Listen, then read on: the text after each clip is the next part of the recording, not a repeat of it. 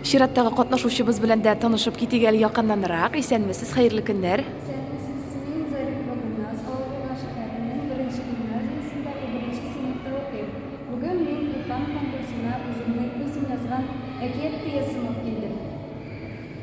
Бу әкият пьесам минем җәнлекләр, хайваннар турында. Алар шулай ук кешеләр кебек сөйләшәләр, уйныйлар, көләләр. Менә шуны язуга сине нәрсә әйтәрдә? Менә шуның язу тарихында сөйләп кит әле бераз гына булса да. Минем сеңлем бар. Ул бәләкәй чакта миңа әкиятләр укыдырган. Ул чакта ул әкиятләрне үзем дә уйлап чыгарайым. Менә шулай уйлап чыгарган әкиятемне пьеса формасында язып караган булдым. Һәм сине бик тә яхшы килеп чыкты дип әйтергә кирәк, әйме? Ничә битлек пьесаң синең? Пьеса 6 биттән тора. Һәм син аның бүген өзеген тәкъдим итәчәксең инде, шулай бит? Менә ничек уйлыйсың? Укучыларга синең шушы пьесаң кызык булыр идеме? Әйе, кызык булыр иде, чөнки ул әкият формасында бит.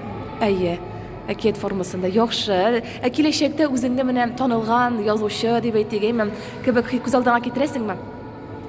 Әлегә вакытта юк. Кем булырга соң теләгең? Мин кеше буласым килә. Димәк, укытучы булсаң да барыбер дә кайсыдыр өлештә барыбер дә иҗат итәргә дә кирәк, шулай бит, журналистикага да якын булырга кирәк дип уйлыйм инде мин. Әйе, әлбәттә вакыт табылыр дип уйлыйм. Әйе, киләчәктә уңышлар телибез сиңа. Менә бүген җиңәргә исәп бармы? Җиңәрме дип килдеңме? Әйе. Уңышлар телибез сиңа. Инде беренче урын синеке булсын, ярыймы?